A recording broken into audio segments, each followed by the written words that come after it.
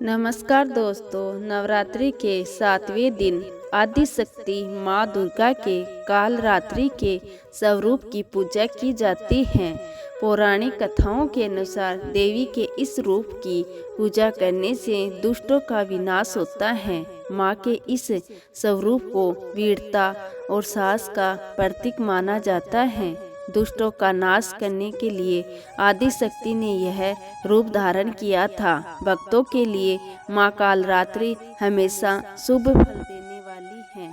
इस कारण माँ का नाम शुभंकरी भी है। ऐसी मान्यता है कि माँ कालरात्रि की कृपा से भक्त हमेशा भय मुक्त रहते हैं। उसे अग्नि भय, जल भय, शत्रु भय और रात्रि भय नहीं होता। कालरात्रि का शरीर रात्रि के अंधकार की तरह काला है।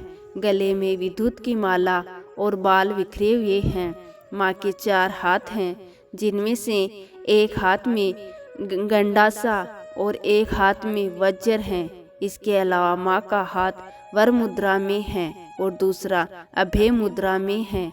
इनका वाहन गद्द भय है। जब दैत्यों शुंभ, निशुंभ, रक्त बीज तीनों लोकों में हाहाकार मचा रखा था, तब चिंतित होकर सभी देवता भोलेनाथ के पास गए और उनसे रक्षा की प्रार्थना करने लगे। भगवान शिव ने माता पार्वती से राक्षसों का वध कर अपने भक्तों की रक्षा करने को कहा। शिव जी की बात मानकर माता पार्वती ने दुर्गा का रूप धारण किया और शुंभ निशुंभ का वध कर दिया।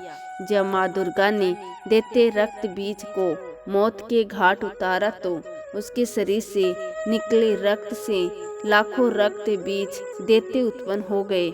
यह देखकर माँ दुर्गा ने अपने तेज से कालरात्रि को उत्पन्न किया। इसके बाद जब माँ दुर्गा ने दैत्य रक्त बीज का वध किया, तब उसके शरीर से निकलने वाले रक्त को माँ कालरात्रि ने जमीन पर गिरने से पहले ही अपने मुख में भर लिया। इसी तरह माँ दुर्गा ने रक्त बीज का भी वध कर दिया।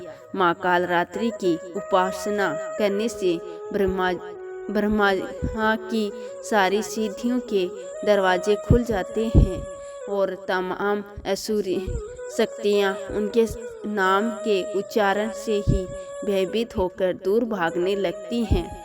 इसलिए दानव, दैत्य, राक्षस और भूत प्रेत उनके स्मरण से ही भाग जाते हैं। ये ग्रह बाधाओं को भी दूर करती हैं। इनकी कृपा से भक्त हर तरह के भय से मुक्त हो जाता है। तो दोस्तों, ये थी माँ कालरात्रि की कहानी। आपको कैसी लगी कमेंट करके ज़रूर बताइए और मेरे चैनल को ज़्यादा से ज़्यादा लाइक और शेयर करें।